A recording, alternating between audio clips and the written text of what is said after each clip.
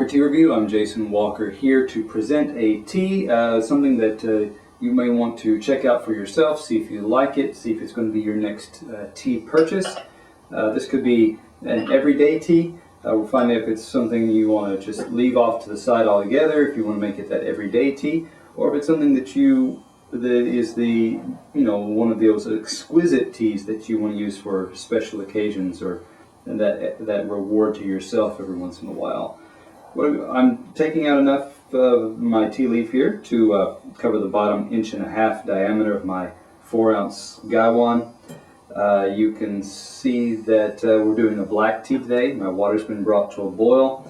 It's been cooling for about a minute, but so it's still got plenty of heat to it. And I'm going to steep it long enough so that it will do just fine. We'll put in enough water. There we go. Get this kettle out of the way. We'll put enough water in here. A little bit's going to spill over the side, which is fine. And slide this over. There we go. And be able to kind of introduce this tea. Let me make sure that lid is sitting, resting there well. Good. Now, talking about this tea, you can keep an eye on that if you want, because that's going to kind of bubble and shift over. There it goes, just a little bit. This is from the Mark T. Wendell Tea Company.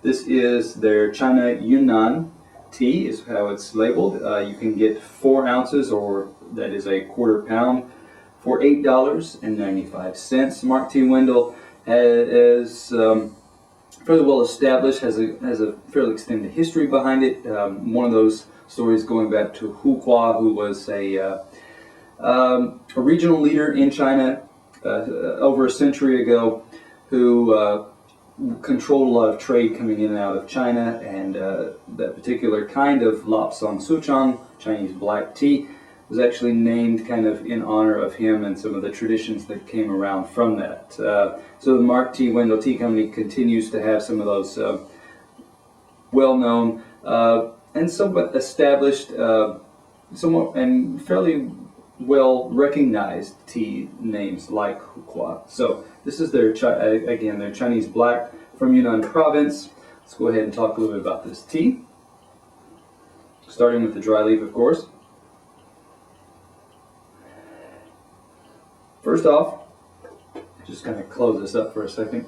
Aromas that you're getting off of this, I'm getting some kind of characteristic, there's some overarching aromas or characteristics for black teas in general. This one has some of those kind of stone fruits. This one got a little bit of that apricot. This also got a little bit of a sweet, herby type of, like a dried tobacco type of smell coming off. So those would probably be the two dominant, that the apricot giving it a nice kind of tart, fruity aspect, and the sweet tobacco giving it a more mellowed, rich, kind of almost, like I said, herby or spicy type of note. Looking at these leaves, I'm looking here to notice a little bit about number or amount of gold tips, that gold color. And I would say, just kind of looking down into the tin itself and looking here at my spoon, pretty good proportion. Looks like about 35 to 45% of that is that gold or tippy looking look of color, indicating there's a lot of, like I said, those delicate newly formed tips that have fuzz on them, still that kind of gold with that gold color. Fairly small, say 1/4 inch or so in length, wrapped very tightly in the kind of wiry or spiral type shapes. It is not the tippiest that I've seen, and so it has more of those kind of black tea type of components, that richer kind of apricot that you get as the tea oxidizes more. So, having put that aside and kind of talked about that, let me kind of move on then to talk a little bit about our liquor here, or give it a pour first, of course. Let me set that to the side. Get out my towel so I can be ready to pour.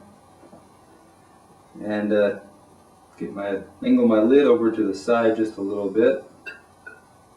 And kind of push some of these leaves that are stuck along the edge here over to the side as well. That's good.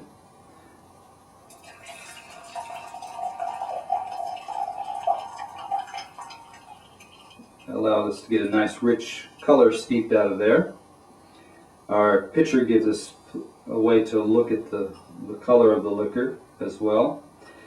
Pitchers are good if you're serving more than one person. The liquor on the top of a teapot, a guy want anything like that, the water at the top is thinner tea than what's down at the bottom usually. So let's go ahead and talk a little about this wet leaf here. First thing that hits me right now is that strong kind of apricot, maybe even a slight baked apricot kind of smell. It's got a rich, tart type of fruity tart kind of smell to it.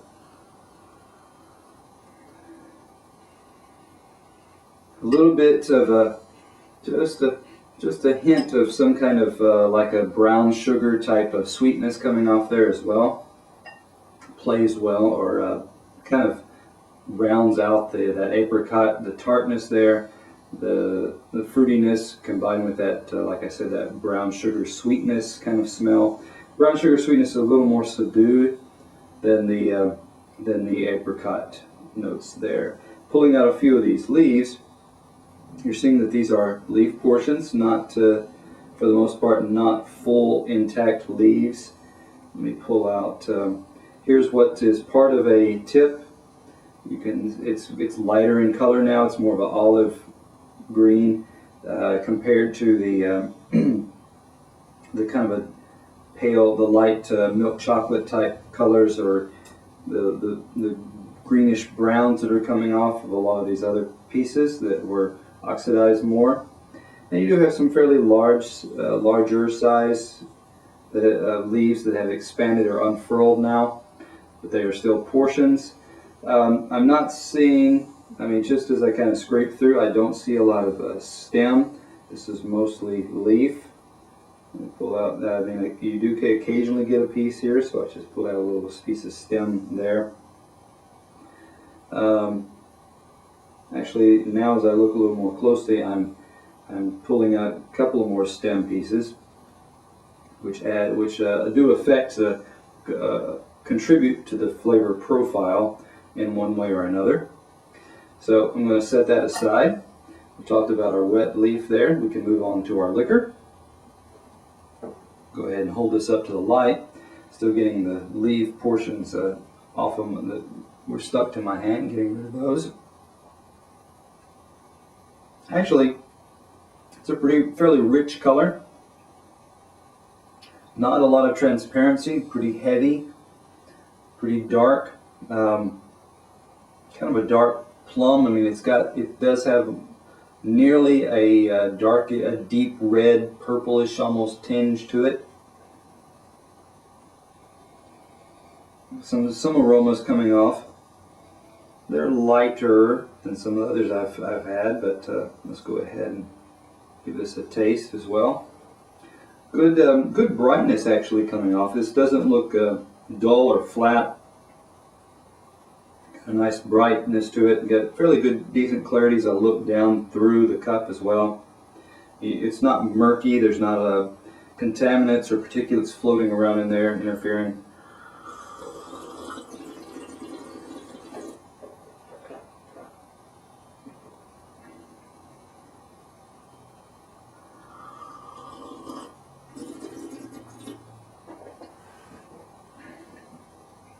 With black teas, you're often on the lookout for any kind of bitterness and astringency. Those are some of the key, and you actually look for some levels of astringency to give it that kind of bite to it. This one has some astringency to it. It's in the middle path. It's not overly astringent. It's not as harsh as some Kenyan black teas. But then as far as other Yunnan blacks, it is a little bit bolder.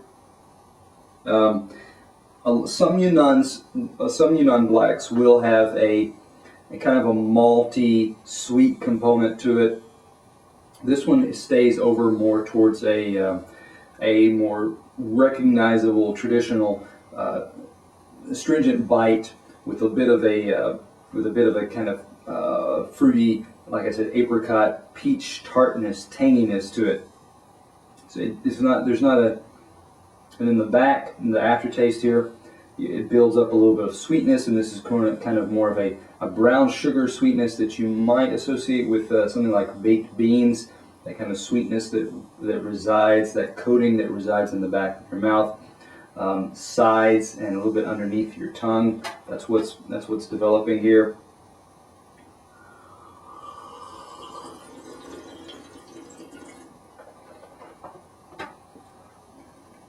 So you've got some astringency, you've got some kind of tart, tangy bite to it.